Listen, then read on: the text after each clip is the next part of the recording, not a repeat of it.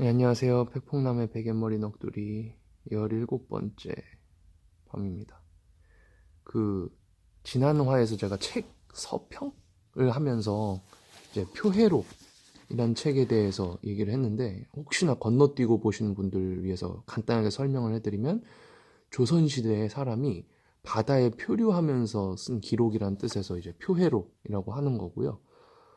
지난번에 이제 줄거리를 잠시 얘기를 하면, 이제 조선시대 사람이 제주도에서 이제 전라남도를 가려다가, 그러니까 부친상을 당해서 가려다가 휩쓸려서 이제 바다에서 표류를 하는 기록이에요. 근데 처절하게 해서 겨우겨우 중국 남부 쪽에 닿았는데, 해적을 만나서 털리고 도망가서 다행히 중국 관리를 만났다고 했는데, 거기서 제가 이제 시간이 생각보다 길어져서, 다음번에 말씀드리겠다 했는데, 중국 관리를 만났으니까 이제는 뭐 다행인 거 아니냐, 뭐 끝이 아니냐 이러실 수도 있는데, 이제 압송을 어쨌든, 그러니까 외국인이니까 압송을 당합니다. 당하면서 그 동네를 지나가잖아요. 그때 뭐 차도 없고 걸어서 이제 끌려가는데, 주민들한테 막 맞습니다. 폭행을 당해요, 일행들이. 때리고 물건도 뺏고, 그리고 주민들이 막 야유하고 이런 신용을 해요, 이거. 그때도 이런 제스처가 있었나 봐요. 너 죽었다 이거죠. 아니, 표류해온 죄밖에 없는데 거기다 해적까지 만나서 물건까지 뺏기니 불쌍한 조선 사람들을 왜 이렇게 대할까? 이제 보니까 그 해안에 있던 관료가 그거를, 이 사람들을 그 허위 신고를 했다 그래야 되나? 요즘 말로 하면? 그러니까 조선 사람인데 이제 왜구라고 얘기를 한 거예요. 그 당시에 아마, 제가 역사를 잘 모릅니다만, 그 왜구들의 그 침입이 되게 많았던 모양이에요. 그러니까 해적이죠. 해적들이 막 이렇게 해변가를 약탈하고 이런 게 너무 세가지고 사람들이 이런 그 반항심이랄까 적개심이 되게 강했던 상황인데, 왜구라고 그러니까 그때 뭐 일반 주민들은 믿을 수밖에 없죠. 그리고 그렇게 허위 신고를 해서 이 사람들 사형시키고 그냥 보고를 하면 자기한테는 이제 그 뭐라 그래야 돼, 실적이 되는 거니까. 그렇게 허위 보고를 했던 모양이에요. 그래서 이 사람들 오해를 받아서 막 주민들한테 맞으면서 막 겨우 끌려갑니다.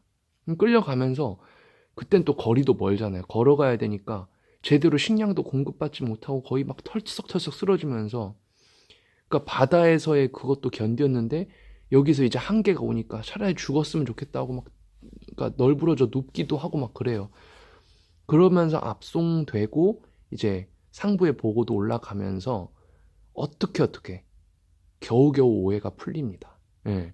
그러니까 조선인이라고 밝혀진 거죠. 이게 말도 안 통하잖아요. 당연히 그때 중국어랑 한국어 다르니까 그 글자로 이제 한문을 써가지고 교류를 해가지고 어떻게 오해를 푼 건데, 그 과정에서 이제 재밌는 포인트들이 있더라고요.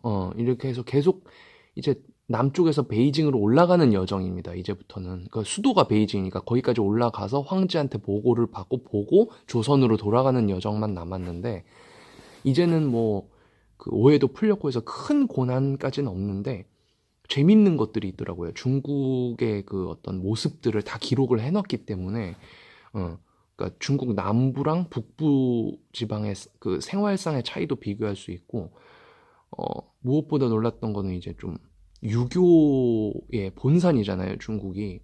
공자의 고향이고 그건 당연한 건데, 예상외로 그 생활상의 유교가 많이 안 퍼져 있다는 생각이 들더라고요. 우리나라만큼은. 그러니까 불교나 뭐 도교 이런 거를 많이 믿는 모양새였어요. 물론 파편 기록이니까, 그리고 저도 역사를 그러니까 해박한 게 아니라서 잘 모르지만 의외로 사람들이 불교나 도교에 더 심취해 있다. 그래서 실제로 그 중국인 관리가 물어봅니다. 불교, 도교 뭐 이런 것들이 있는데 너네는 뭐를 믿냐 했더니, 우리는 오직 최부라는 조선인이 우리는 오직 유교를 숭상한다, 뭐 이렇게 대답하는 것도 있고 해요. 그리고 그 두 번째로 좀 재밌었던 게, 최부가 한번 이렇게 약간 장난삼아 시비를 겁니다. 그러니까 황제가 공자한테 제사를 지내는 게 있어요. 그러니까 공자는 당연히 몇천 년도 된 성인이니까 모시는 건데, 그렇잖아요. 조금 웃긴 게 공자가 왕은 아니었잖아요. 어찌됐든 신하였는데 황제가 얘를 올리는 게 말이 되냐 뭐 이런 식으로 최부가 장난스레 딴지를 겁니다. 근데 그거를 제대로 중국 관리가 어버버 이렇게 대답을 제대로 못 해가지고 막 이렇게 예, 요즘 말로 치면은 어그로죠. 어그로 끌고 뭐 그런 모습도 나오고. 그리고 재밌는 포인트 마지막은 얘기하다 보니까 저만 재밌는 포인트인가? 재밌었던 거는 그 베이징에 가서 황제를 보잖아요. 황제가 이제 어쨌든 외국 사람들이 휩쓸려 오니까 선물을 줍니다. 고생했다고. 근데 그 사은 행사를 해야 되잖아요. 뭐 지금 같으면 아유 감사합니다 하고 뭐 이렇게 하고 받으면 끝나는 게 아니라 이틀간의 행사가 있더라고요. 황제가 내려준 걸 받는 행사가 있고 그냥 네 하고 받는 게 아니라 그걸 행사처럼 해가지고 그리고 받고 나서 그 다음날 새벽에 가서 감사를 표하는 행사 이렇게 총 2개 행사가 있더라고요. 그래서 이제 명나라 그 당시 중국 명나라 입장에서는 황제가 이렇게 내리는데 너네 조선국 신하들에게 당연히 행사에는 요즘 말로 하면 전참, 필참해야 되는 거 아니냐. 근데 또 여기서 충돌합니다. 이 최부라는 사람은 어쨌든 선비잖아요. 유교 사상을 기반으로 한 어떤 선비다 보니까 아니 내가 지금 아무리 타향에 왔다 좀 부친상을 당했는데 거기서 어떻게 가서 아이고 감사합니다라는 말을 하겠냐. 어느 것이 더 유교에 가깝다는 말은 못하겠지만 어쨌든 좀 놀랍습니다. 조선이 유교의 본사는 아닌데 오히려 더 유교에 투철하게 뭐 이렇게 하려는 모습이 그러나 뭐 중국 관리 입장에서 너는 지금 중국에 있는데 조선에 있는 게 아니라 황제가 이렇게 표하는 거에 이렇게 선물을 주는 거에 대한 행사에 참여해야지 라고 이렇게 계속 의견 충돌이 나다가 이제 두 번째 행사만 참여하는 걸로 얘기가 돼요. 그래서 첫 번째 행사 선물을 받아오는 거는 그 아래 그 뭐 하인들이나 뭐 일행들이 가서 대신 받아오고 두 번째 날 새벽에 가서 감사를 표하는 행사에만 최부가 갑니다.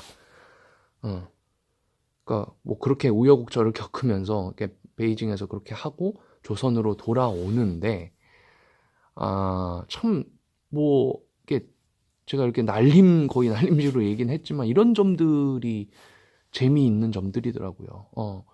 그래서 최부는 이제 조선에 와가지고 이렇게 잘 하다가 근데 결국 결말이 좋지는 않습니다. 이렇게 조선까지는 잘 돌아와서 했는데 그 풍랑도 겪었던 분이 이제 그 성종이 죽고 연산군이 이제 왕이 되잖아요. 그때 이제 그 사화가 여러 번 있잖아요.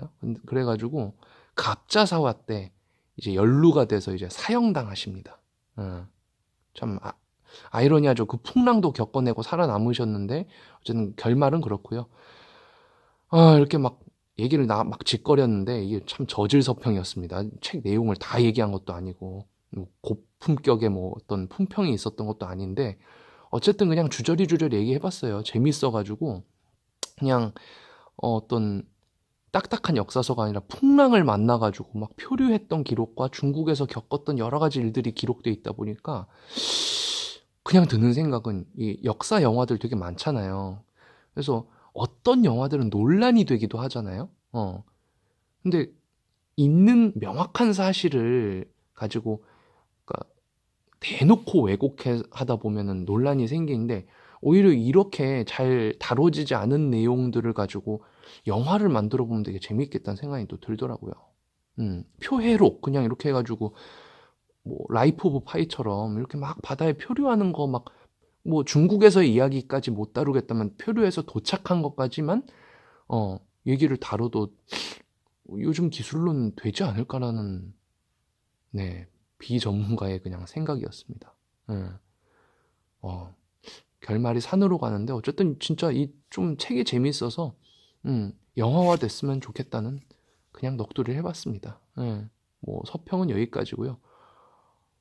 벌써 근데 짧게 얘기한다고 막 줄여서 막 얘기한 건데도 벌써 좀 팩이 거의 말랐어요.